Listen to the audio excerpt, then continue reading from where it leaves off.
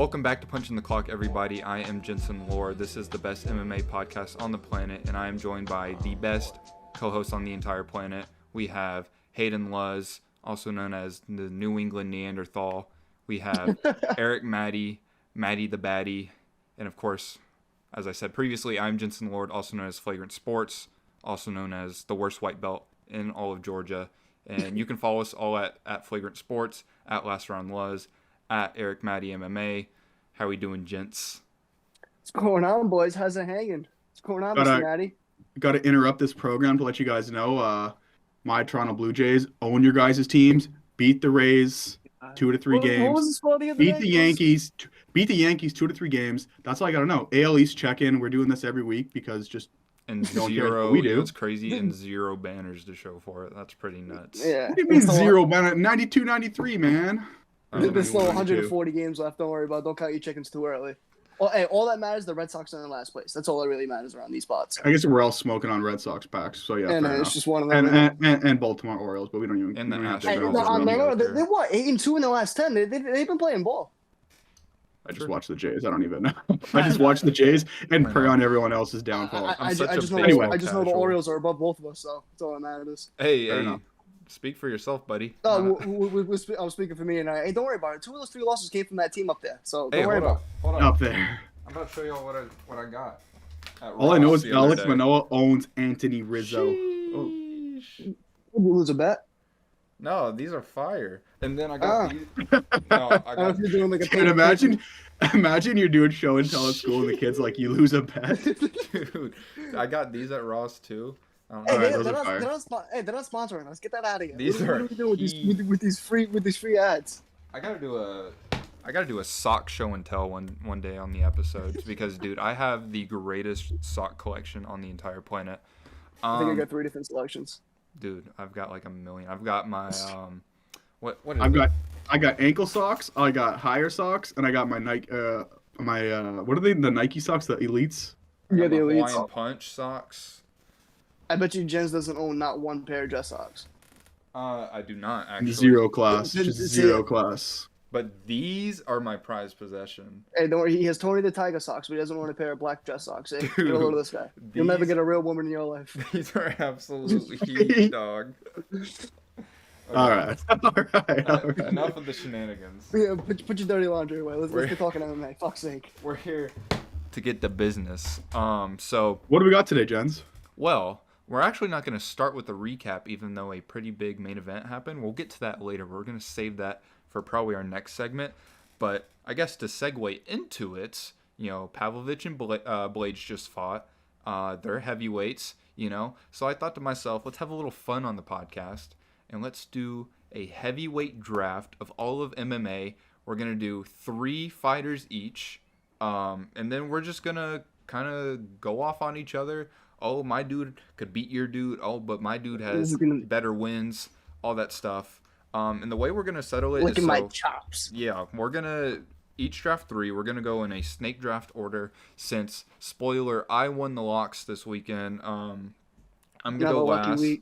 Hayden's going to go first, and then Eric, you're going to go second. That was probably the most complicated way I could have said it. Yeah. But so it's going to go Hayden, Eric, me, and then I'll start the second round. So Hayden, with the first pick in the Punching the Clock podcast. Wait a minute. Set the standards so they know what they're voting on. Okay, yeah. So we're just going to basically go off of, it's kind of a combination of everything, I'd say. So, who is probably the biggest one you'd want to put forth, and then also, who has the better resume, who's the more skilled fighter, all that stuff. It's kind of, I think it should be kind of a combination of everything. Mm-hmm. But ultimately, you guys in the comments are going to decide. So let us know who drafted the best team, whose team's beating the others, how they match up. So yeah, let's have some fun with it. Okay. Oh, this is going to be easy. First pick, Hato. Who you got? You're gonna mess up the first pick, so I'm not even sweating it. No way. I'm sitting pretty. I don't even have to trade up. I feel good at number 2. Yeah, He's gonna pull a Jared Goff. Here we go. You ready? No. So, the New England Neanderthals for the first round pick, we're going to select, and I hope the people understand the first round selection here. I already know. We're going to go Cain Velasquez. Knew it. All right, I already won. I won. Okay. I won. So tell us a little bit about Cain. Justify your pick a little bit, because that's a little bit of a... the thing is, I believe one of only few or one of only few or the only guy to be a 2-time heavyweight champion, defending the belt. What does he have? 8 knockouts across his heavyweight career. One of the greatest pound for pound heavyweights of all time.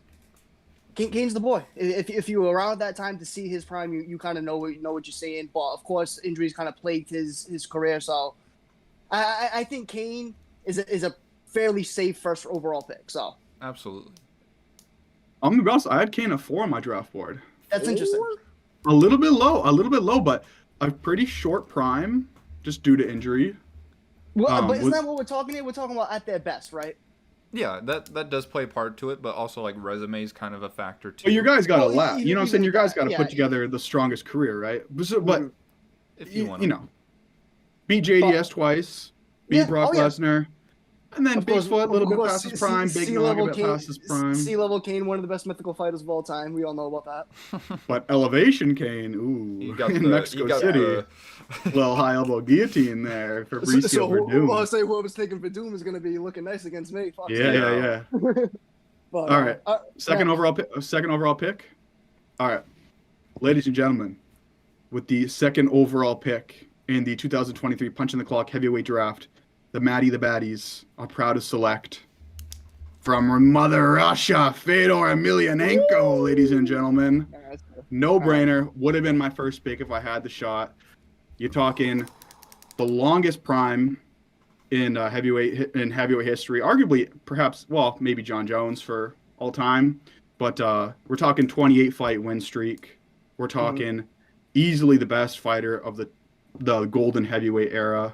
Longevity, skill-wise, his skills stand the test of time without a doubt, in my opinion. I don't know if you guys want to, but to me, no, I agree. He's another one. He beat like 8 heavyweight UFC champions. Mark Coleman, Kevin Randleman twice, Big Nog, Krokop in an iconic fight. Mark Hunt. A lot of them, but a lot of them in there like past their expiring date. But nevertheless, a lot right in their prime. No, sir. A lot. I mean, Krokop was peak of his peak run. Yeah, of course there was some, but like I said, if there was 8 names, I would have been more than half were in their prime. 28-fight win streak. You're gonna fight guys. I'm strictly talking about. I'm strictly because you got to understand the competition level, of course. Okay. I don't want to get to the super debate here because that's not what we're here for. We're talking eye test. Fedor Emelianenko had a modern game for his time.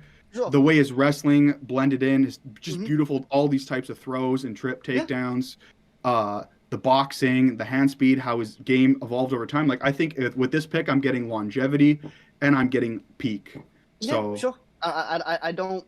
You know what I mean? I kind of regret not taking it myself, but I like I feel. I knew you wouldn't because you don't respect outside of the UFC. You casual. You goddamn casual. You. He was actually imagine not. That's crazy. 5. That's way crazier than me having Kane at 4. That's way crazier. That's all right. Hey. But I don't tell you how to draft your team. You're not gonna tell me how to draft mine. Jens, carry on. We already know who Jens is picking, so we can just skip this pick. With my first pick, okay, go ahead. With the third pick in the heavyweight draft, and my first round pick, badass. I'm going with prime for prime, the best heavyweight to ever walk the planet. Oh my god. Daniel DC Cormier. Yeah. Save the schlong sucking for later. I'm not even gonna explain it. I'm just gonna. You should explain. We know you're the big Daniel Cormier fan. I actually had Cormier 2 on my board. I had him 2. There we go. I had him 4. Because Jensen has really convinced me that heavyweight DC is unbelievable. Well, I knew he's unbelievable. Like, is the guy. So he's him. We're talking Strikeforce. We're talking Strikeforce champ. We're talking UFC champ. People just remember, and I guess it's just because like they don't go back and watch the older fights. But I feel like for a lot of fans, DC's heavyweight run started with the Stipe knockout and ended with the Stipe trilogy. A lot of people they don't remember Frank Mir. Right. They don't remember Roy Nelson. Bigfoot Silva. His knockout of Bigfoot Silva. His domination of Josh Barnett. Roy Nelson. Frank Mir, yeah, man. This dude, so he had everything from 205, but in my opinion, heightened. He had the athleticism, the speed. I feel like he had a speed advantage at heavyweight. He had more strength. He felt like he was like a more energized version of himself, in my opinion. He had the power to knocked out Stipe, knocked out Bigfoot Silva. Like this dude, was so good at heavyweight, man, and it just Yeah. felt like he had the body for a heavyweight. At 205, it felt like he was just slightly not as good.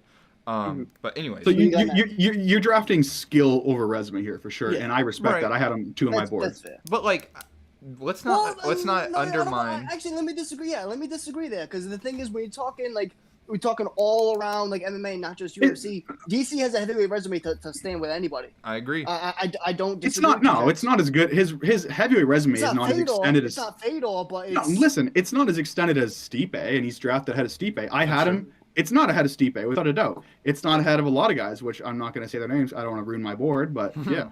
Okay. You're drafting Jen. for skill, and I Okay. respect it. Okay. Yeah. But he's got names on there too. Sure. Okay.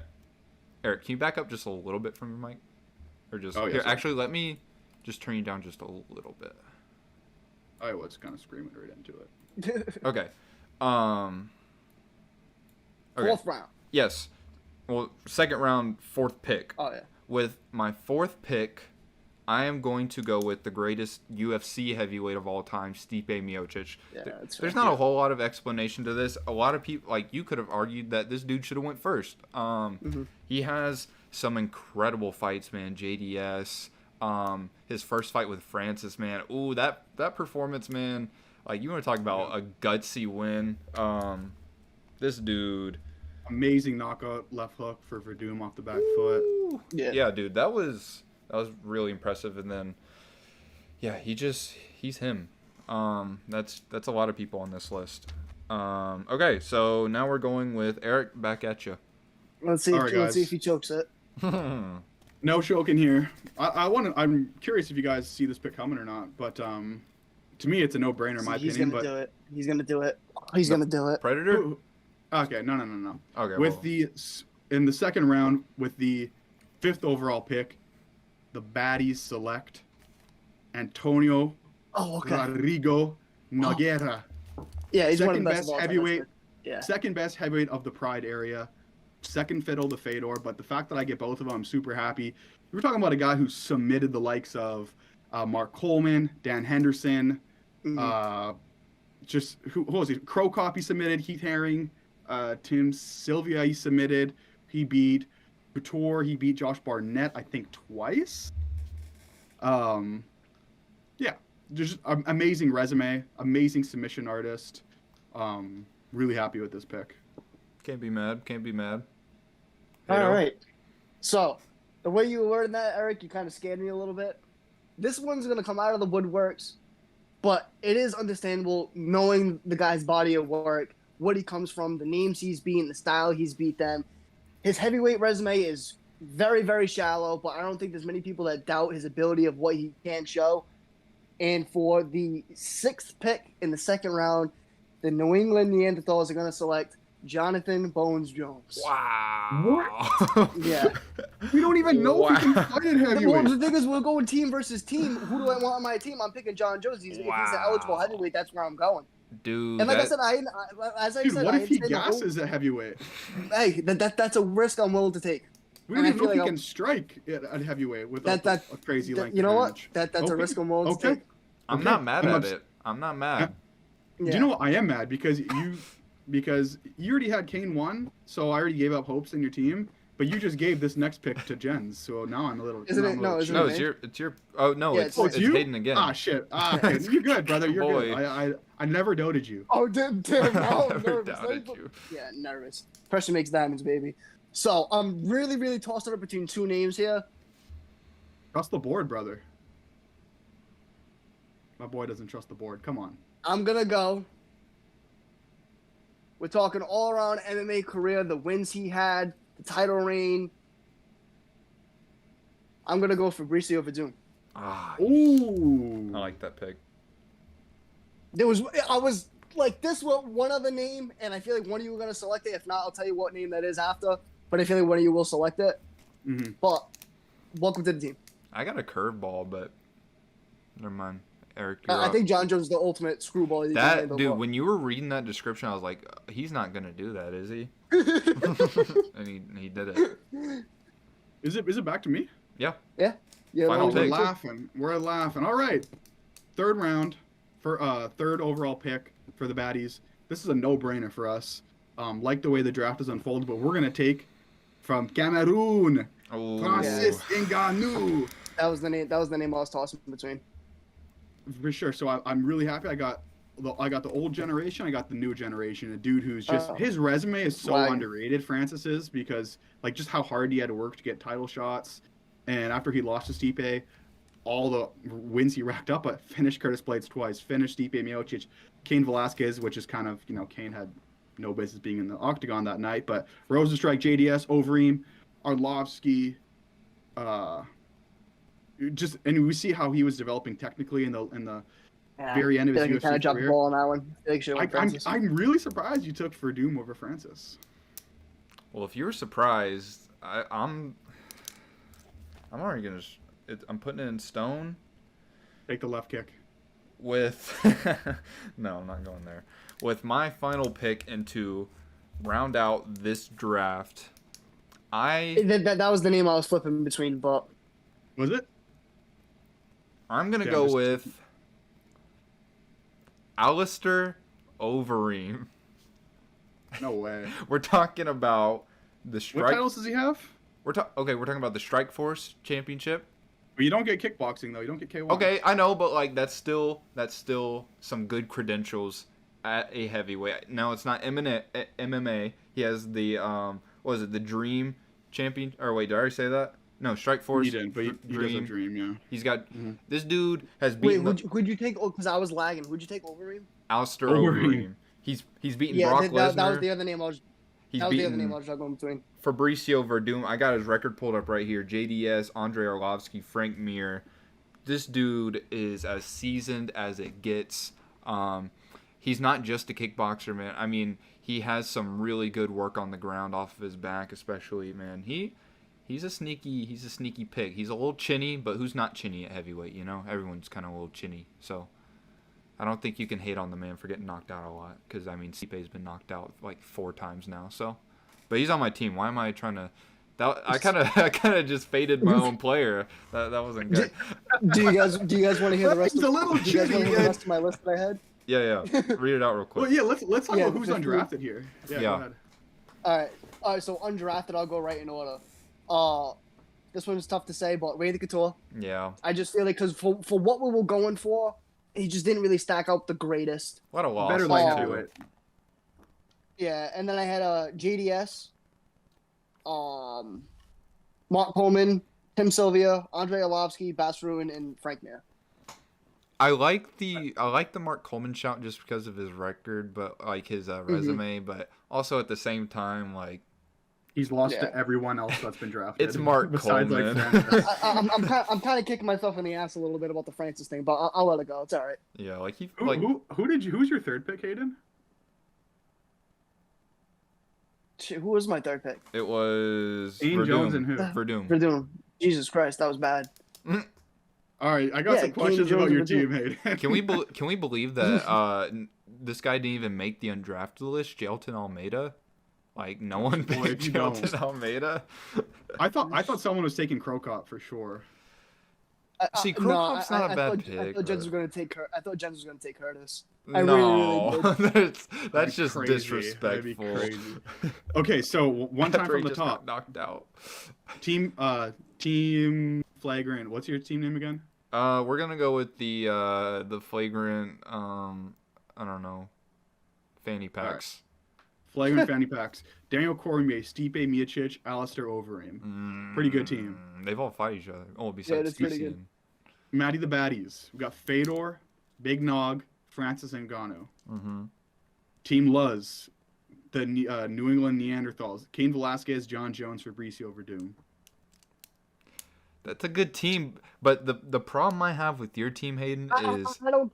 I'm not asked. it's a lot of I didn't tell you it's how a to lot draft of your team. potential. Don't tell me how to draft mine. It's a lot of potential. It's a lot of potential. But there's the work was not put in. You're gonna have to elaborate on it. What does that mean? It's a lot of potential. John Jones has one heavyweight fight, and it was against a dude so who doesn't outside of know him, how what to are you wrestle. talking about? You're talking about 2 guys that aren't even. What does that even mean? 2 guys aren't even in the Kane's game one of the anymore. biggest what ifs because of his injuries. Not that held really. him back. 2-time heavyweight champion. The way he was able to defend it, the names he beat. It's not really a what.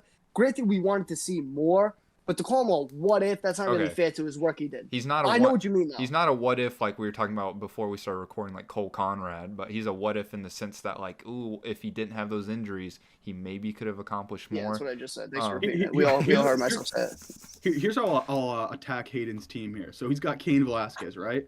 Mhm. With Cain, I'm gonna throw him Big Nog. You know, Verdum submitted Cain Velasquez. I think this is our toughest fight, but I'm gonna throw Big Nog in there with Cain Velasquez. He's got John Jones. With John Jones, I'm gonna throw the big dog. I'm gonna put Fedor on John Jones. I think Fedor's got the boxing for sure. And Yeah, maybe 15 years ago, but yeah, obviously it's not 2023 what they're doing. boss. unbelievable. This guy, And then carry on. Verdum, I'm throwing Francis, and we're just knocking his ass out. So I'm feeling pretty good about that matchup. that for sure. one I can understand. Dude, that that's one's feeling a pretty little good. understandable. But the other two, you're an underdog in both fights. I think it's fair to say. Dude, it's honestly such a cheat code kind of to have Francis because he's just like the ultimate like tank. Like you just No, send him there's in a lot there of to get shit questions, though. done. It's a lot of questions, though. Okay, but Fine, I'll there's- put Francis against Kane, and Francis will knock him out again. I'll go Francis, Kane. Yeah, I'll go. fought him with a bum knee guy. Kane Come on, with that's- no neck. You want to say one man with one leg? Okay, Jesus. I'm sticking. Y'all know who I'm sticking. So, who do I stick on? Who? So on Eric's team, I'm doing Stipe versus Fedor. I think Stipe could beat Fedor, and then or I could do DC versus Fedor and just have the ultimate fat man contest. And then I'm gonna do Stipe Fedor. I'm gonna do Fedor DC wins. Francis. I think DC. That's a good pick. That's a good pick. You've Yeah. got to put you got to use DC on Francis for sure. Mhm. Yeah, and then I'm gonna do Overeem on Nogueira. Nogueira wins, Maybe. but you might take out Francis with DC. I think you take out Francis. Is this with DC. pre-USADA Overeem? Like, is this Ubereem we're talking about? No. We're gonna be talking about clean athletes. Okay. Well, then I Okay. gotta give you my list back. Then. hate to break it to you. And then Hayden's team, I'm putting DC. Ooh, I'm putting DC on John. Don't care. DC. We already know how that went, so you lose. Not a Yeah, heavyweight. That's a crazy not, pick. I know. not I a know heavyweight. No, But I they're know still what you the mean. same We've two had guys, this boss. conversation. They're No, you're not, right. though. I know. Carry I on. get it. Okay. Carry on. So you're But like you're Okay. down two. You're already down Okay. two. Well, DC smokes Kane either way, so it's just like, who do you pick? DC Who- didn't go to heavyweight because of Kane, you nerd. What are you even on about? They're Kane teammates, was dog. no. Kane was literally like thanking the Lord above him that DC Yeah, decided to alright. be a good Which teammate nonsense. and go Carry down on. to 205. Yeah, you make it sound good. Carry on. Anyways, dude, I'm putting Stipe on Verdum. Like, come on, we already saw that shit. And then yeah, so DC on John, Stipe on Kane. I think Stipe could beat Kane. I think Stipe has the style to beat Kane. That'd be a great matchup, by the way. Yeah, I take Kane. No, I win 3-0. I think I Alright. sweep both of y'all. No, you do not sweep my team. Get the fuck out of here. Dude, Stipe You has are already delusional. beaten Frank. Mate, you are delusional. Like, go sort your head somewhere. You are delusional. You think you're 3-0 any team. I think I'm 3-0 in both of y'all. You literally just said you said out of your mouth with your tongue. You said DC versus Jones. We already saw it. In your imaginary world, we can We're come talking- up with this a different outcome. Mhm. We already saw it twice in real life. In reality, we You saw said it it in your twice. own words, clean How are you gonna say athletes. you're gonna 3-0? You How said are you it. gonna say you're gonna 3-0? Okay, well, you said it in your own words, clean The athletes. amount he took, Oh is my now God. legal, so he's a clean athlete. The Carry amount, on. yeah, Oh, and the Wasn't amount legal of at the his time. cock that you got in your mouth is illegal Yeah. too. You picked Overeem, lad. What are we even talking about? You picked Overeem. Yeah, dude, Overeem. Okay, Talk about a clean athlete. Overeem could beat Verdum. Overeem.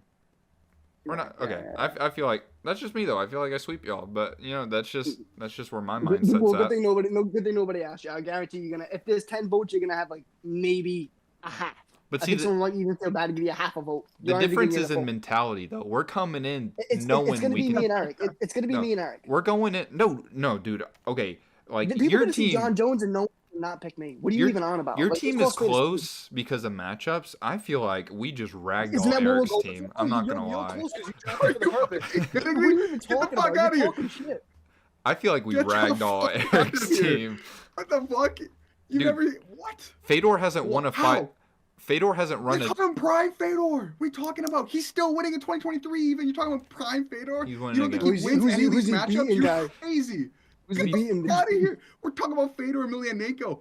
Jens, you're all about the eye test. He's got They the got that cleanest Josh eye Barnett just test there finished in the is. first round. Why didn't you Okay. pick Josh Barnett then? You just finished him in the first round. That's who I should have picked, to be Who's honest. Ryan Bader? You Ryan Bader, my bad. Yeah, Boy. nice try, buddy. Boy, he tried it. Yeah, okay. Well, that was our That's draft. crazy. This is crazy. Yeah, that was our draft. Make sure in the fired up. comments to pick who y'all think had the better team. Also, Easy picking. I didn't even really go over what we're gonna do. So we're gonna talk about Blaydes versus Pavlovich. We're gonna talk about a little Tank versus Garcia. We're gonna get into some of the announcements that the UFC has just made. We got our draft out of the way. We're gonna do questions that you guys have sent us either on TikTok or in the comments on YouTube. So make sure to send us questions wherever y'all can. We will put them on here if they're good. Don't send us stupid stuff. And then we're gonna do our beef of the week to close it out. So now that our draft is out of the way and we're all in good spirits, let's talk about what happened last Saturday night, where one Sergey Pavlovich successfully beat the fraud allegations and TKO'd Curtis Blaydes in the first round. So far, he successfully has defeated the fraud allegations. There's still some questions, but Yeah, but if he gets beat for the belt, you're really gonna call it a fraud check. You got to the Depends. belt for a reason. Depends. Depends on what. Depends on Depends on how what. he loses. If he loses like how Gon just lost, yeah, I'm gonna call him a fraud. It's against John Jones, though. You know what I'm saying? Like, you can't call Cyril Gane a fraud. I'll say this right now. Boys. I am still not sold on Sergey Pavlovich. I'm still That's not. fine. I don't disagree. I'm still not. I don't disagree. No, I know what you. I also know what you mean. Like, Yeah. if you make it all this far, like eventually you can't keep saying. But I just still feel like, and I mean, we'll talk about Curtis Blaydes. We'll get into that. But like, He should have been the guy to test it. Well, let's call a spade a he spade. should have If it been, was but the guy, it should have been him. he didn't. And it's not even. I don't. That's what I'm saying. You give Sergey. You have to give Sergey some credit for that, without a doubt. Yeah. Oh, 100%. Did Blaydes fight stupidly? Absolutely. And like, the thing is there's still so many questions with Pavlovich. Like, first of all, I don't think Sergey Pavlovich is like an amazing boxer. Like, I don't think he's. No, I don't his think defense is he's. kind of non-existent, isn't it? No, he throws punches from his pockets, which is fine. Dustin Poirier does, but Mhm. it's and he has crazy power. He doesn't mind eating one and comes back with 3 or 4.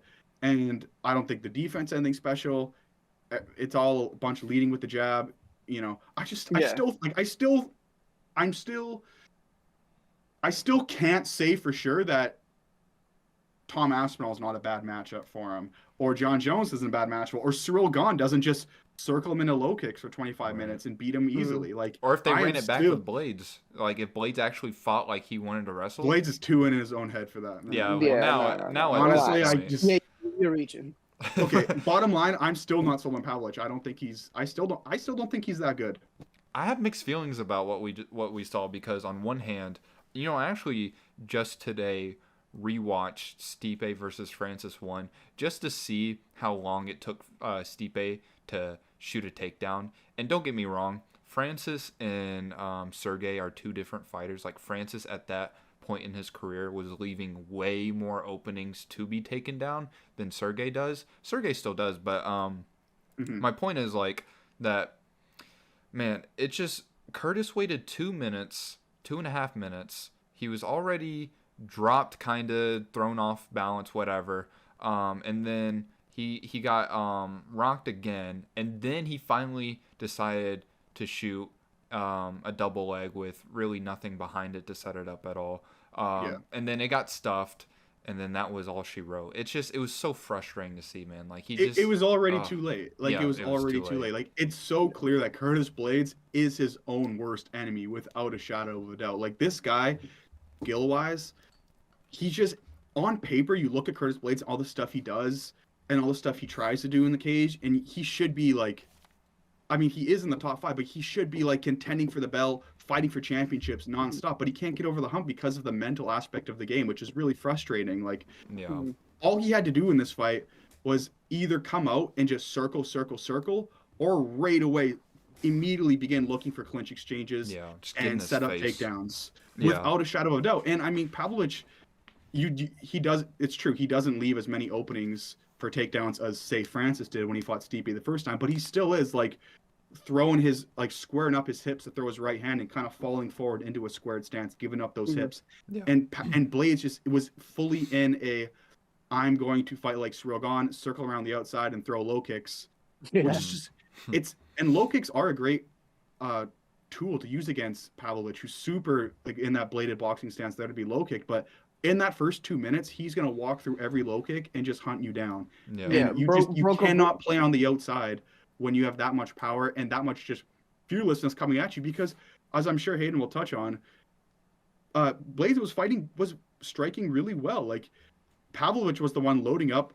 Blaydes would catch it on the high guard and land a clean right hand back. Yeah. He was outstriking, but it doesn't matter. You just can't play that game in the Yeah. first round. It's so dumb. Yeah. Why would you try and strike with this dude? Bro woke up and decided to be a kickboxer for some reason. You know what I mean? Like, don't get me wrong. Like, I've been honestly leading the ship for saying he is a good kickboxer. You know what I mean? Like, He is a good kickboxer. I'd even go as far as saying he's a great kickboxer, especially for the division and all that. But the thing is, like you said, Eric, he's his own worst enemy. And when you get to this level, everybody has skill, but it all matters.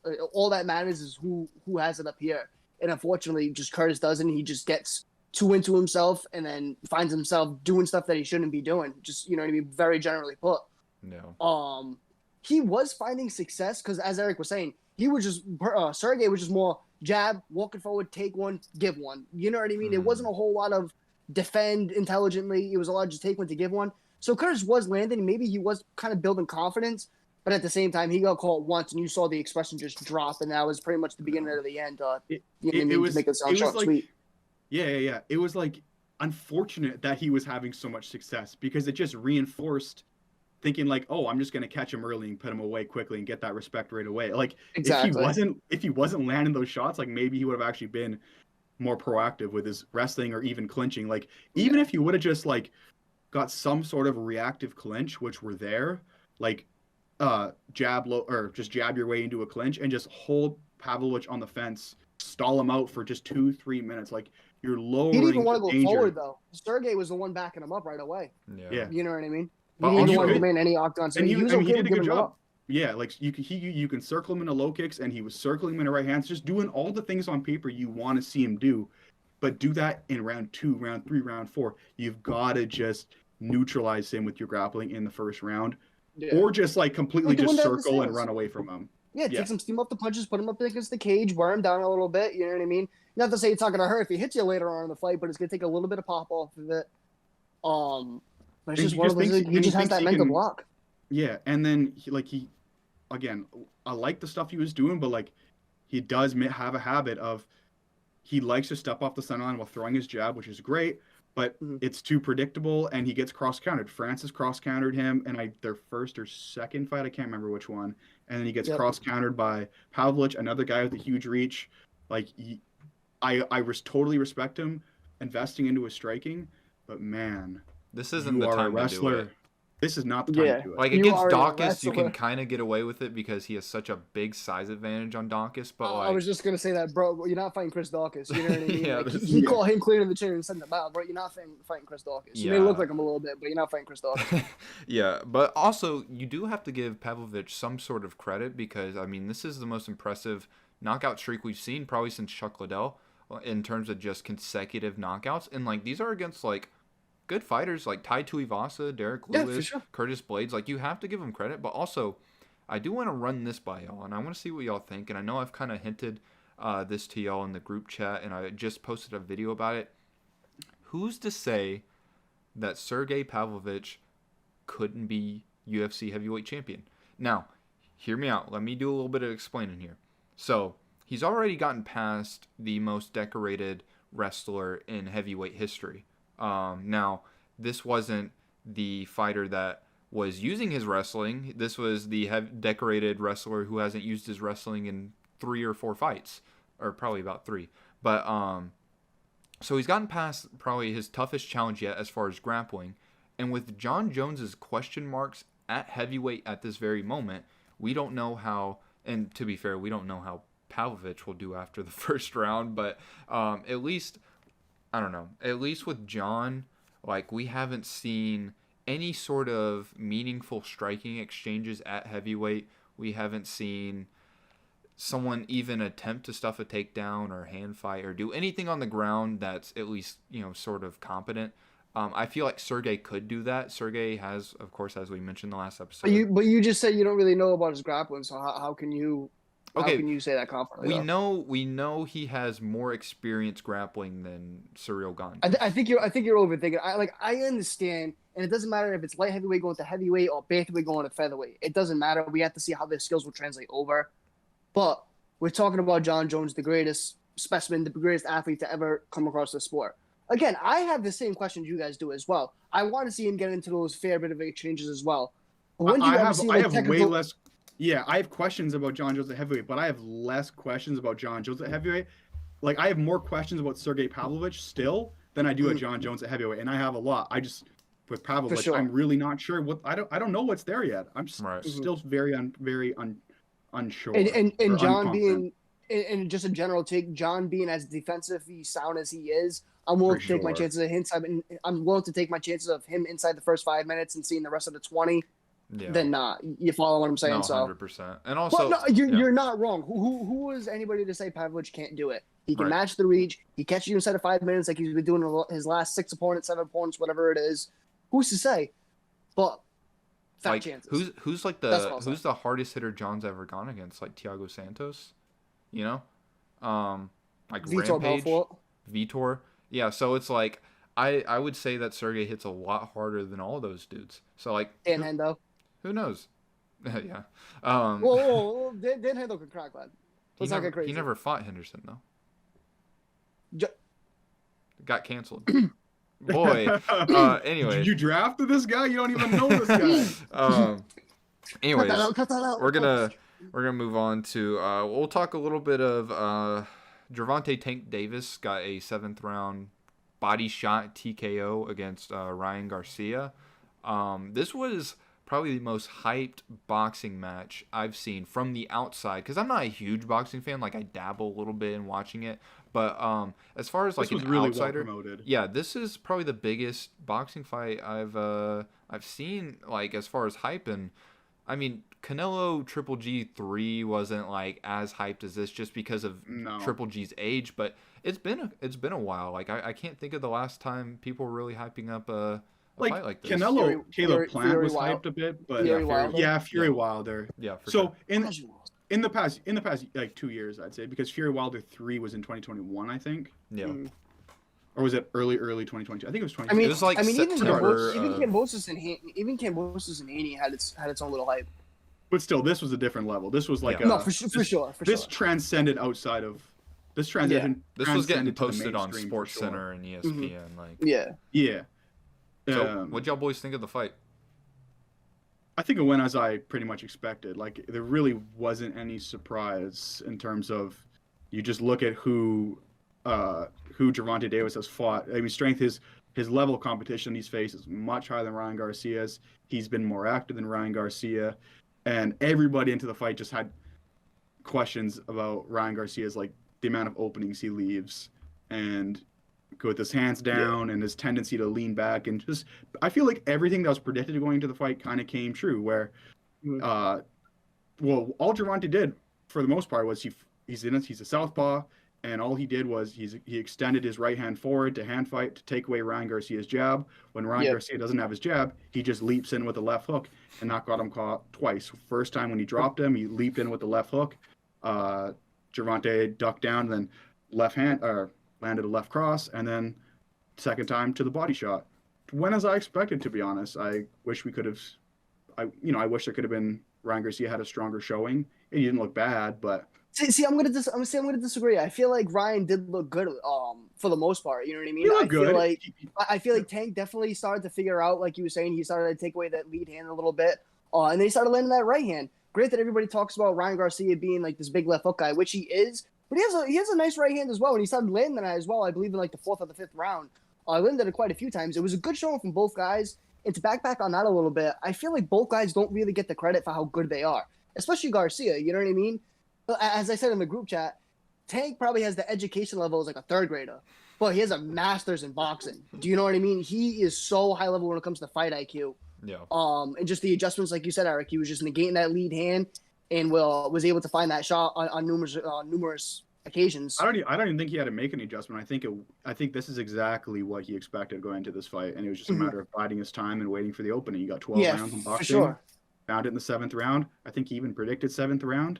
That's a great performance for Gervonta Davis. I want to see him. I would love to see him fight Devin Haney. Shakur Stevens.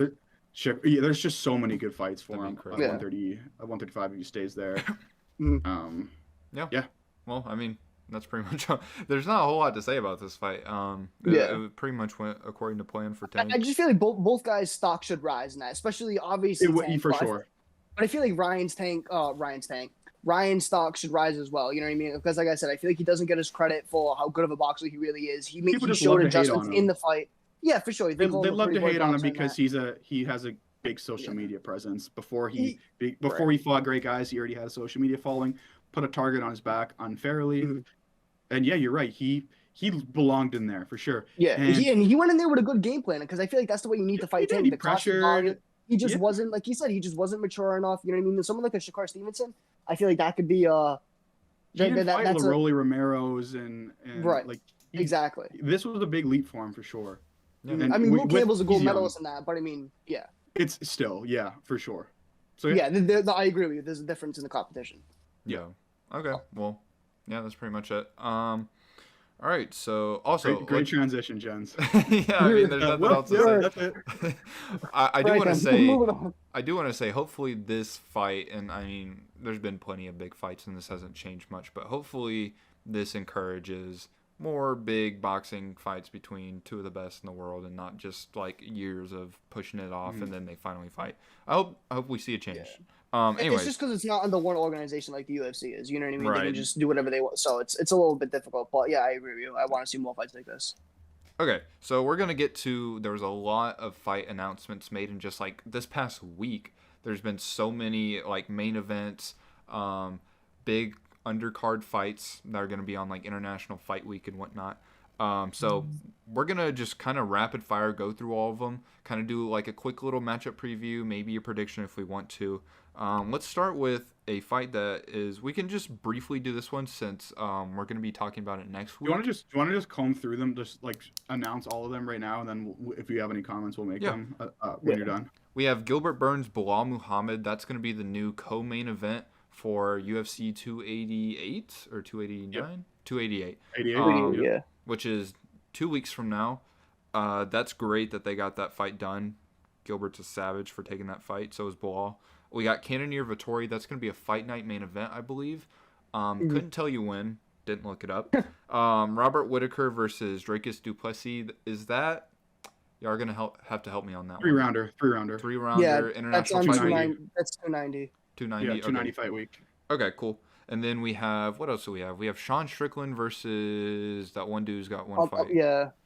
A bus something. I forgot his name. Abbas Magomedov. We got Brandon Allen versus Jack Hermanson. And then Sean Brady versus Jack Della Maddalena. Yeah.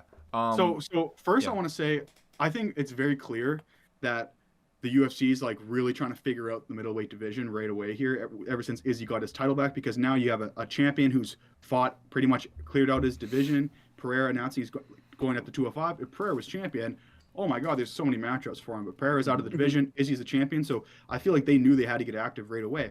And I think it's really interesting. The UFC clearly, to me, has shown that they're not a believer in Dracus du Plessis by giving him the Robert Whittaker fight. I think they could have done two things with du Plessis. They could have given him Sean Strickland. I thought Vettori. Or Vettori. Or they could have given him... But they opted to give him Rob Whittaker. They opted to prioritize Rob Whittaker getting a third title fight. Then they did Dracus du Plessis winning a fight in the top 5 and getting. But it makes a lot of sense because if Dracus ends up beating him, that lines up a very big fight that nobody can say. They're in a win-win either way. It's win-win for sure. But I think it's just interesting to see where the UFC kind of places their belief. Whereas with Sean Strickland, they gave him Magomedov. That's his last name, right? Well, there's a story to that from what I'm told. Well, from what I'm told, like I'm saying. They've taught. There's been some. Yeah, everybody said no to him. Yeah, everybody said no to him, and Strickland said, "Fuck it, I'm just gonna take it." He's like he's like Gilbert Burns. He'll say yes to anybody. So you got to tip your hat to it. Yeah, I really take it with a grain of salt when a guy who's 1-0 in the UFC says, "Oh my God, everybody said no to me," because That's like Hamzat talk. Like, all right, Well, chill at the out. same let's be time, real. why is he fighting Sean Strickland then? yeah, the UFC believes in him for sure, and they're just I think it's because they're desperate. They need 185 contenders. You look at the For 185. sure. You look at the 185 pipeline. It is so bare. Mhm. Like you look at the guys ranked like on Ranking MMA. The guys ranked like 16 to 80, or they don't even go that deep, but 16 to No. 65. It's so shallow. Like truly, like there's really no great prospects that are like entering soon at the top 15 besides Bo Yeah. Nickel, but he's a ways away. And then Hamzat as well. But regardless, like Brennan Allen, he stumbled so many times. Andre Muniz has stumbled so many times. Nasruddin Imamov, they tried to give him Sean Strickland, and he fumbled that because Strickland really is their guy. Where they try to Strickland's use, the guy for the test. they want to use like they used him for Pereira to catapult Pereira into the title picture. So it's clear that by opting to give Duplessis not the Strickland fight, but give him the Whitaker fight, I think they want the Whitaker trilogy for Adesanya, maybe September-ish. But that's kind of that's my takeaway from these announcements. No, I agree 100% there. So his name is Abu Sufyan Magomedov. We can just call him Magomedov. Yeah, he's 1-0 in the UFC. He front kicked Dustin Stoltzfus in like 20 seconds. Yeah. Not much you can take away from that. He's got a pretty decent record outside the UFC. Fought in the PFL for an extended period of time, I'm pretty sure, but nothing amazing. He lost a fight maybe a fight or two in the PFL. But I mean, the skills definitely seem to be there. But Sean Strickland definitely. Sean Strickland's pretty good at funneling out. He can fraud check guys because if you can't get He's past like a Sean litmus Strickland's test. No, for, like yeah, reach, for sure. He's reaching not like defense. that gatekeeper. But I mean, he still wants to be a champion. So I mean, I still give him Does he? his due for. No, he definitely does. He said it. He said it. Okay, he's delusional. So well, He said a lot of things, dog. But yeah, no, I kind of like where the middleweight division's at, as far as like you said, like where the matchmaking's at. really, I feel like they're grasping at straws. It's a little bit of a middleweight tournament, I though. thought I was wrong with that. I don't know, but let's talk the people's fight here. Let's talk Jack Della Maddalena versus Sean Brady, 3-round welterweight bout, 170 pounds going down at UFC 290 fight week. Love this fight. I think it's a tough fight for both guys. Definitely. Hayden, Yeah. give me some thoughts on this fight. Wait, so I know you're a Jack guy, and so I'm a Sean Brady guy too. I'm well aware. I am well aware, but you know what I mean. The Jack one's a little louder from that side, so I've been told for this fight. Yeah, because Sean Brady got fraud checked brutally by Bilal Muhammad. Brutal fraud check. Oh, I don't know about all that. Bilal's a tough guy to go up. Yeah, against, but he got especially not one takedown. He got okay. Go. I'll let you No, go. it was a big step in competition from Chiesa. You know what I mean? In my Who opinion, almost anyways. fraud checked him too, but. I mean, Chiesa's still very good in his own right. Lightweight came up to welterweight and still making a name for himself. You know, he loses to top guys like Luque. You know what I mean? So it's not personally, I think when you tier out the welterweights, I think Chiesa and Muhammad are arguably in a similar tier, depending on how. I disagree. Okay, sure. Okay, Well, sure. I can understand as far as where they've been at and as far as like their career wise, but where Bilal's at and where he seems to be going and where Chiesa's at, I can't really. Put them, Yeah. Okay. They are close. They're neighboring. Talk about this fight. Cook. It's interesting though, right? Because Jack, he's a very sound boxer. He's able to make guys fight his style of fight. We saw that in his last performance against Randy Brown, where we thought it was going to be interesting from a long guy who was able to manage range well, kind of circle out with the low kicks, but he was able to close his range right away, get inside the box, and put hands on him, right? And he fights very fluently out of both stances, and I feel like that's where it's going to make the difference in this fight. Because we saw Sean Brady they're not the same strikers between Chiesa and Jack Della Maddalena. However, but we saw Sean Brady have a little bit more trouble with the southpaw in Chiesa, opposed to going against orthodox guys, where that takedown seems a little bit more available, where he'll just throw the straight right hand, blast into the hips, get guys against the cage, and that's his bread and butter. Getting that near side hook, getting to the back, wearing guys down, and then it's just 15 minutes of him just absolutely dominating guys. I know people like to call it a wet blanket or it's a boring fight. He is a wet blanket. He's insanely strong and heavy. But he's very strong, ridiculous squeeze. Renzo Gracie black belt. So why does he beat Jack Della Maddalena? So that's the thing. I feel like this fight is going to depend on distance. It's going to depend. Is Jack going to try to come in there like he has in his last few fights, try to put the pace on heavy, look for that big right hand, give his hips, and then Sean Brady going to be able to find that takedown early and wear him out? Or is it going to be another similar story to what we've seen? Because as far as the striking goes, it could be a similar story to what's been happening in Jack's career, where he's just putting guys out in the first and second round. Because Brady, let's call a spade a spade. He still has a little bit to do in his stand-up. You know what I mean? Mm-hmm. He's not the most decent defensively. You know what I mean? So there's a lot of question marks there. However, I'm hopeful for the way that Jack pushes the pace. He'll throw the right hand. He'll give his hips, and that's bread and butter for someone like a Sean Brady. So I feel like as long as the fight gets out of the first round, the more and more it falls into Sean Brady. And I feel like just to backpack on that, the odds going into Sean Brady fights show how good he is and how high level he is. We could talk about the holes in his striking, but I feel like he is that guy for a reason, and I feel like this is going to be like you must have forgot type of moment for Sean Brady. This is a very big step up for Jack Della Maddalena. It is. I think the longer the fight goes, it favors Jack Della Maddalena personally. I think he's got to. Interesting. Sean Brady slowed down hugely in the Bilal Muhammad fight in early second round. He completely. At first, I wanted to give him an excuse for the Michael Chiesa thing because he's always explained, he broke his nose, blood pouring down his throat. He had staph too, didn't he? But he gassed hard. He gassed, and he's gassed 2 fights in a row basically. But he still has that nose problem. He still hasn't gotten the surgery. Kind of like the physique. He did get the surgery. He did get it. Okay. Yeah, he did after the Chiesa fight. Yeah. Okay. But his striking is actually fairly alarming to me. And not only his striking, but just how he operates in the stand-up game in general. Sean Brady, that is, where he's been put on the back foot. Jake Matthews early on put him on the back foot. Michael Chiesa put him on the back foot. And but he's comfortable there, though. But he's not good on the back foot. He's comfortable, but he's not good. He does not prioritize lateral movement whatsoever. He puts himself in his boxing stance on the cage and consistently circles in the right hands where he gets caught always leaning back and the right hand comes over his lead shoulder. Like really poor defensive habit. I have that note as well. They get all the time, and his kicks get him. He's just really, really accepting of that up forward pressure. And which obviously makes his takedowns harder to come by. And Jack Della Maddalena can really he has just such beautiful footwork where even if he's not looking necessarily to put you on the back foot, just how they match up footwork wise and both of their tendencies. And he'll want to pressure Sean Brady. And I think he'll be able to. And when he's pressuring Sean Brady, that's a bad news for Sean Brady, in my opinion, where Jack just handles the range really, really magnificently with his short hopping retreats that I think will give Sean Brady a lot of problems. I have a lot of nitpicking with Sean Brady striking where he just is obsessed with throwing his check hook. And it gets him in a lot of trouble a lot of the times. How do you think he's going to stop the wrestling? Well, what I really love about Jack Della Maddalena is that the mouthful. What's so important in MMA that gets overstated all the time is it's not about being like there's guys in MMA you'll never be able to match their level of offensive wrestling with defensive wrestling. They've wrestled their whole life or their jiu-jitsu, but it's about not accepting bottom position whatsoever. Yeah. It's as soon as you get taken down, you're immediately looking to create action and scramble. Like Volk versus Islam.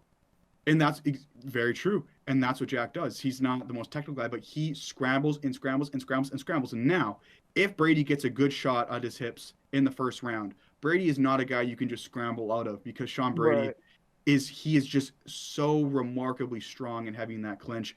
And what you want to do in MMA, you really do want to give up it's about you. We've learned as MMA has evolved that jiu-jitsu is not the most effective way to get up. You have to wrestle your way up and give up your back and fight that off. Sean Brady, if he gets a good shot and Jack tries to scramble, Brady will take his back and he'll win the first round for sure. So Jack's either got to survive that first round and put it on him in rounds 2 and 3, or just put him on the back foot in round 1 and not let him get a good shot at the hips and fight really disciplined. And I really do think he can do that. And so it's a tough fight for Jack, without a doubt. But just what I've seen from Sean Brady's defensive ringcraft and kind of the openings he leaves fighting with his back off the cage, that makes me optimistic for Jack. Yeah, he was kind of freezing against the cage against Bilal, right? You know what I mean? I'm gonna and just quickly, because you did mention Chiesa and Southpaw, like when you're first of all getting outboxed in back-to-back fights by Chiesa and Bilal Muhammad is really, really alarming. And I want to give Bilal credit, but he leaves a trillion openings when he punches. He's dropping hands left and right. His feet are falling all over the place. Jack is a way different level of boxer. Michael Chiesa, for sure, but Michael Chiesa doesn't even believe in his striking, and he was outboxing Sean Brady. Because Sean Brady's like standing so far at such a far range because he's like freaked out by how long Michael Chiesa is. And all of a sudden in round 2, Michael Chiesa is like, oh, he can't land anything from there, and he can't move his head from my left straight. Oh my God, I'm outstriking Sean Brady. I've never outstruck anybody in my career before. Okay, See, I'm gonna disagree a little bit, just because I feel like it's more or less the threat of the takedown that opens up their striking with Chiesa, and you know what I'm saying? Because even with that, I feel like Chiesa isn't the greatest striker, right? But I feel like his worst tendencies though is not so much offensive; it's defensively. His defensive game isn't the greatest. That's why I feel like his striking kind of gets reflected in a bad light.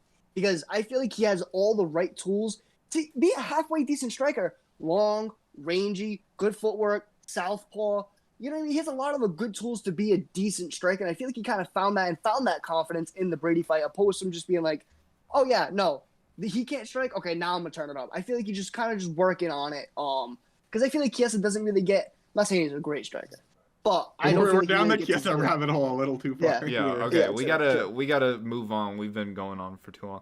Do we have any super quick thoughts about Gilbert versus Ball?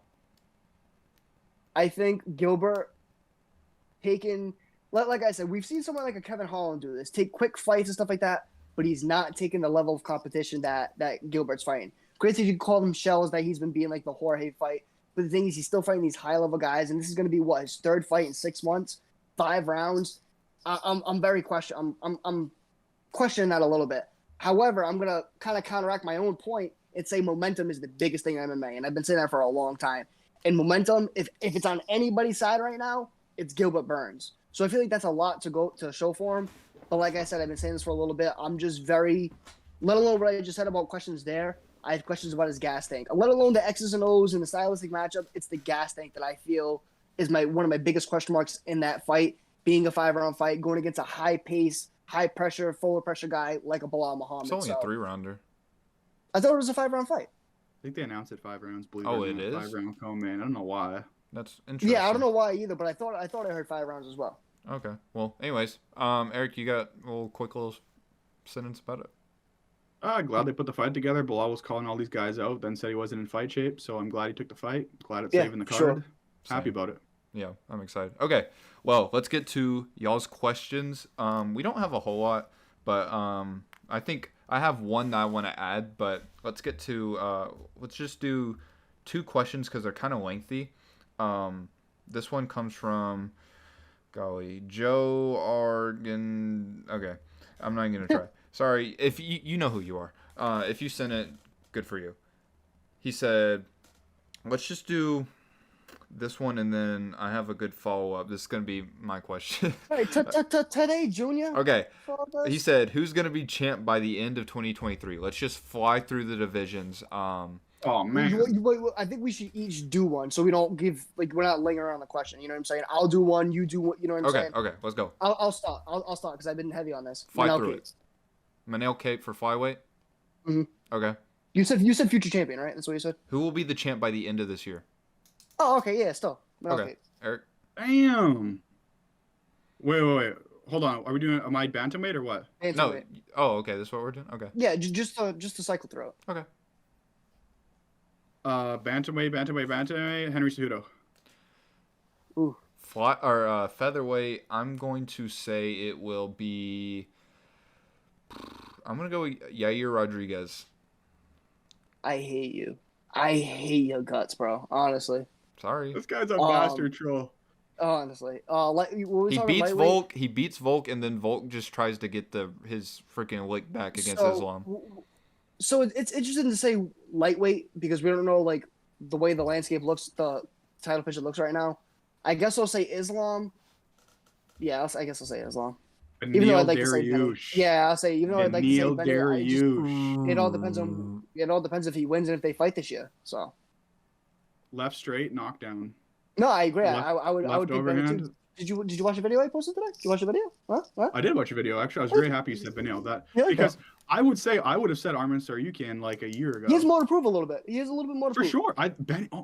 Watching Beneil Dariush's film, it's actually unbelievable how good he is. He's so good. Like he is, dude. I would. Yesterday. Dude, I would be if he was 15 on the pound for pound list. I wouldn't even be mad. Like he is skill wise. Okay. Anyway, welterweight. what am I? I'm welterweight. Welterweight. Yeah, Where am I? welterweight. Oh, welterweight's gonna be Leon Welterweight. Edwards. Leon Edwards. Yeah, I like that. Okay. I got There's middleweight. I swear, go for it. I dare you. I'm catching a flight tonight to Georgia. Colby You got Chaos one Covington, name. baby. At middleweight? Wait. Oh, sorry. I thought. Okay, never mind. Middleweight. Yeah, one name. I'm catching a flight tonight.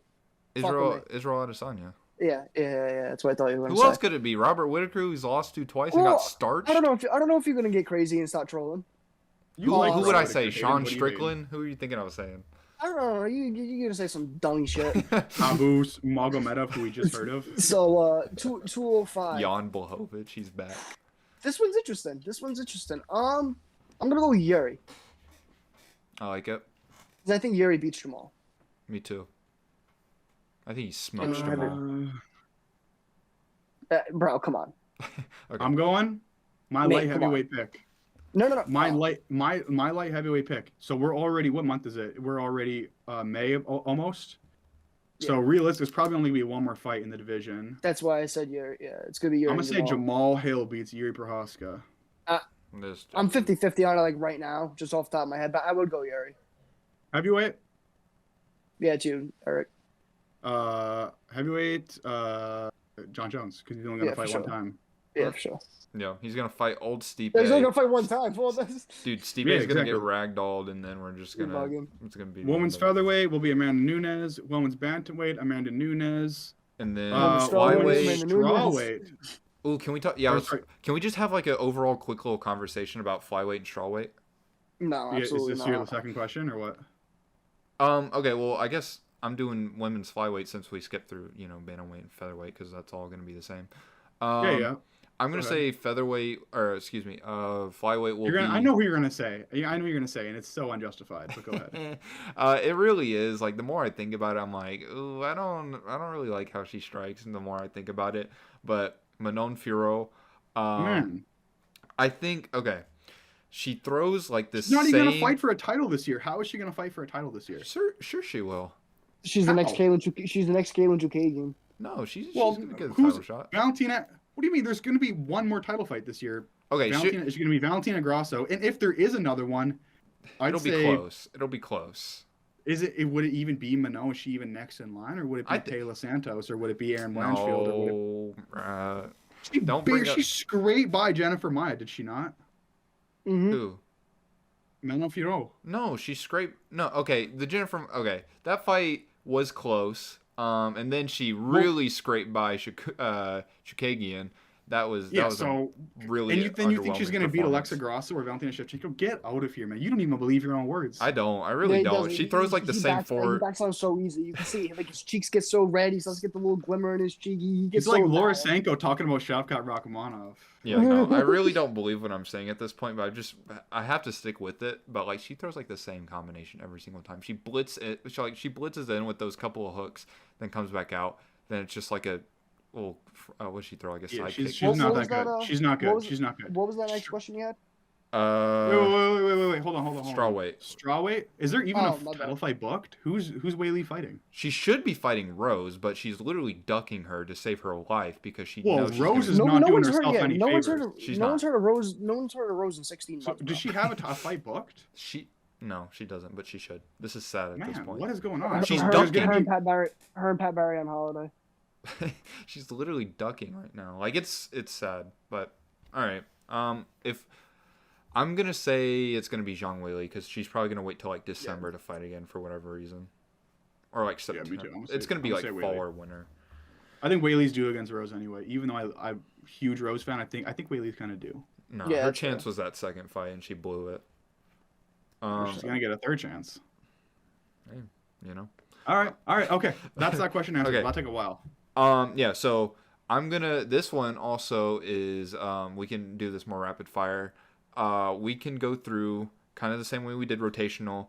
I'm going to give y'all the best wrestler, the best striker, and if we want to do cardio and chin of every division, we can do that. How does that sound? Or It'll we take wanna- forever. Okay, dog. we can move Yeah, on. it's We can gonna move take- on. yeah, it's Never gonna mind, We never should do mind. it next week. Okay. Let's do it next week. My own question got fraud checked. Let's do it next week. I've got some from TikTok. Bro was so excited. He had that written down for like 8 days, bro. He was so excited to tell us. We shut it down in like 15 seconds. It's okay. I understand. All these Move are on, like Junior. Cejudo and Volk or Cejudo and Aljo questions. Yeah. Do we want to We should do? just wait till next week. Do we want to do who's the worst matchup for each champ real quick? It's gonna take ages as well. Okay. Well, I guess those are the questions, guys. Okay. Thank y'all. I got some quick ones. I got some quick ones, and Hayden's got some quick ones. Oh, okay. Sweet. I read off Hayden's. Okay, you each get 60 seconds each. How do you see Pavlovich versus Jones going down for it to happen? That's a question by user 19HS. Pavlovich versus Jones, how would it go down quickly? Okay. Ben, go you first. Okay. I see Jones just keeping his distance, and then Pavlovich is probably gonna gas himself out, and then Jones is just gonna wrestle, fuck him, and then probably submit him. That's it. Yeah, that's it. Yeah. I mean, I feel like we're going to see a lot of southpaw Jones going against Pavlovich. He likes to fight out of the open stance, right? So I feel like we're going to see a lot of those. We're going to see a lot of like oblique kicks. We're going to see a lot of front kicks up the middle. We're going to see a lot of those just turn side kicks as well. He likes that from southpaw. Keeping his range early, kind of gassing him out. And like we said, he's probably going to do what Curtis did and try to wear him out early. But honestly, that probably all means fuck all, because who knows? Sergey's probably going to come out, throw a right hand. John's going to slip it. Body lock him, take him down, and submit him the same way he did Gon. So Yeah, basically. you feel me? So Yeah. Quickly, I think Jones will fight southpaw, as Hayden said. He'll circle, he'll just draw out the right hand, and then he'll slip it, and then circle off into the open side. Just pull him into all the kicks Hayden talked about, and grab his clinches when he gets a chance. Get him to the cage, and I think he's just gonna hit a bunch of different trips off the cage. I don't think he's gonna like pick up a double leg or anything, but he's just gonna just either pick up a single leg off on the cage and then trip him, take him down, grind him out, get a win. Next question. This is from @Cowhair56. What are Peter Yan's chances of becoming champ again? 100%. 100%. 4-fight losing streak. He's got to earn the title shot. That's so casual the way he said that. He said 100% 4-fight losing streak. It's gotta like, it can't take him too long to get that title shot, because sometimes it takes too long to get a title shot. You have to win 2-3 fights. He can take lumps out of you. He's not gonna 100%. He's gonna need at least like he's gonna need 2 or 3 top 5 wins, not just wins. He's gonna need 2 or 3 top 5 wins. Yeah, he's got to be either Marlon or Rob. I mean, depending on who's holding the belt and what the championship situation is looking like. I mean, I feel like the UFC likes Yan. You know what I mean? I feel like the fans like Yan. I feel like people want to see him fight for the belt. So it might not be as like bad as say Curtis. What Curtis is gonna have to do to fight for the belt again, even if he's gonna have to do that. Yeah, it's not as much as Curtis. But with that said, and I'm not just saying bias aside, Jan's the best bantamweight on the planet. Sure. Let's have a go. Okay, no, we're not, because we're trying to speed through these. I'd be scared too. Okay, let's do like 1 or 2 more, then we can like just quickly do our beef of the weeks if we want to. Yeah, I'll read off the ones Hayden has really quickly. I already read his. Will Henry Cejudo achieve what he says he's going to do, defeat Aljo, O'Malley, and Volk to cement himself in the top 5? I'll answer that quickly. I don't think he has any chance of beating Volk, so I can never see... Some kid tried telling me today I was mad for saying that. Sorry, I can't see quadruple C ever happening. He's already a legend, I think I have a good feeling he gets his bantamweight belt back, which would be an amazing feat, but I don't think he's going to do everything he says he's going to do. Like I have Aljo right now personally beating Henry, but like I think he has a good chance of beating Aljo. Like he could do it. Now with that said, the only way he could be quadruple C or whatever he calls himself is if Yair beats Volk, which is not happening. But right, I think because if it's Volk, that's dude. I think Yair would light him up. You know, but I think he has a better chance of beating Yair than he does Volk. Yeah, that's just my baseline point. Undoubtedly. I got okay. Is there a third question here? Okay, that's the questions we got, boys. So beef of the week. Who's got a beef of the week here? I've got a good one. I'm gonna go last because I'm more on brew. Yeah, I'll go second. Okay, I'm gonna just do this real quick. My beef of the week, I have 2, but I'm gonna go with the one I just thought of. My beef of the week is with Stipe Miocic. I'm so sick of him holding up the heavyweight division. I wish he would retire for good. His fight with John Jones is not going to be competitive in the slightest. So literally just retire, go back to firefighting. We don't want to see you fight ever again. All love to you, greatest heavyweight of all time in the UFC. But just let Sergey fight for the title because he has earned it. You haven't. You got knocked out. Bro, Yeah. you're a D1 hater. That's not even hating. That's just Like stating straight facts. Hall of Fame, like number Didn't you 5 used to Thor. love? Didn't you used to stand Stipe? Me? No, he still does. He's just saying it for the camera. That No, is I like nuts. Stipe. That is ridiculous. I like Stipe. Stipe is like insanely talented. Okay, but where was the hating? Bro, run that back. Are you kidding? Like, I'm not saying what you're saying is Hayden. He's using hyperbole. No, I'm hyperbole. not. I'm not. I want him to retire right now. I don't want Me to see too. him fight ever again. Me too. Coming Okay. off a horrible knockout. No, He's achieved everything he needs to. Sergey Yeah, we don't- deserves the title shot over him. Yeah, I don't think we're gonna be seeing the best Stipe anyway. So like, I don't disagree as far as like him saying, yeah, you maybe should retire. But the way you went about it, or you got knocked the fuck out, you don't using deserve hyperbole. it. Yeah, hyperbole. Yes. These nuts across your eyelids, mate. All right. He did get knocked the fuck out. He shouldn't fight Yeah. again. Okay. Wrap this left shin across your chin. Keep saying that one more time. Yeah, he should. I hope he does because that would be Yeah. very sad Oh if my he God, didn't. bitch. If he did knock me out, that'd be very concerning. Yeah. All No, right, I said Eric. me. Oh, you? Wait, what? Oh, you? No. Yeah, me. Yeah, you're tweaking. All right, Eric. My beef of the week is with all the crazies, all the mouth breathers in my comments over the last week, trying to talk to me. Max Holloway's only 31 years old. He's in his prime. What are you talking This is a about? good one. You didn't know that athletes' prime are typically between 30 and 32 years old? Guys, not every athlete is the same. Not everybody has had the same experiences to get them to 31, 32 years old. Max Holloway has been in the UFC since he was, 20 years old? Max Holloway has fought 5-round wars since 2016, 17. Yeah. Max Holloway has absorbed more significant strikes than anybody in UFC history. He's had tons of amateur fights. 27 UFC fights? Yeah. Guys, in fighter years, he's way older than 31 years old. Number 2. So, just based on the damage he's absorbed, the chin is a legendary chin. Let him But- cook. Let him stop cooking. But that chin, it doesn't last forever, guys. It doesn't last forever. So I started my video saying, I always like to have a little opener. I said, this guy refuses to become the next Tony Ferguson. And everyone's like, what do you mean? Tony Ferguson's 37 years old. Max Holloway's 31. Guys, what I mean by that is Tony Ferguson he had a crazy style, very, very unorthodox. He took a ton of punishment in Relied on his abilities. and Yeah. relied on his durability to execute that style. Max Holloway has realized before it's too late, before I go on this losing streak, let me get as good technically as I can to compensate for my durability waning, because how I fought many of my past fights, I can't sustain that fighting style as I get older. So he is out of his athletic prime. I don't think he's quite as fast as he used to be. I think that showed in the third Volk fight. He's not quite as fast as he used to be, but that doesn't mean he can't still be a great fighter. He can have some great post-prime years by improving his technical ability. So it's as simple as that. So I can't really believe that people didn't understand that, and people thought I was dissing Max. I'm giving him a compliment. Facts. Complimenting him. So that's my beef of the week. Yeah, the MMA fans have zero critical thinking skill. All right, It's Hayden. crazy. All right. So you guys aren't gonna see this one coming. My beef of the week is with the pair of you jackasses. Right? I'll take my apology from the both of you. About what? I asked you about you thought I was saying Jamal Hill is a top 10, top 8 pound for pound guy because he's a champion. That's what you not were what I was saying, bro. You're Shut like, up.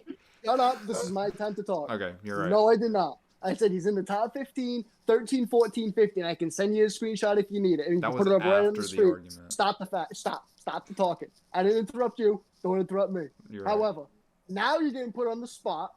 Give me a 15. Eric, I'll give you a pass because you're my guy. I'm literally flying through it. I'm flying Go through for it it. because we're running out of time. Okay. Yeah, that's fine. I'm going John Islam Volkanovski. Jesus Christ. Who's for? I don't know. Israel, Leon.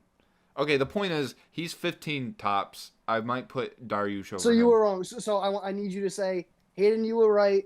My name is Jensen Lord. I was wrong, and I will never question Hayden's intelligence ever again. I'm gonna need that. Hayden Luz, last round Luz.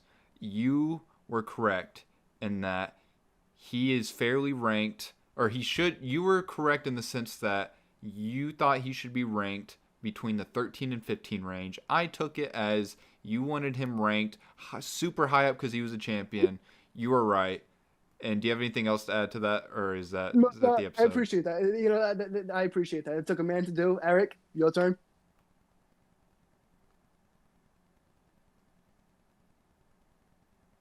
You ain't getting nothing, boy. Well, it's good that Beef the Week can still present some love, some heartfelt Piece of moments shit between ass. us. Okay. Well, anyways, boys, that's the episode. Thank y'all for watching. Y'all have any quick shouts, tags, anything? All right. Subscribe, like the video, leave a comment. Let us know who drafted the best heavyweight team. Yep. Give us Definitely me. questions, all that stuff. Thank y'all for watching. Follow us everywhere. Like, comment, share, subscribe, tell your mother. Yep. We're on it. Peace. Peace.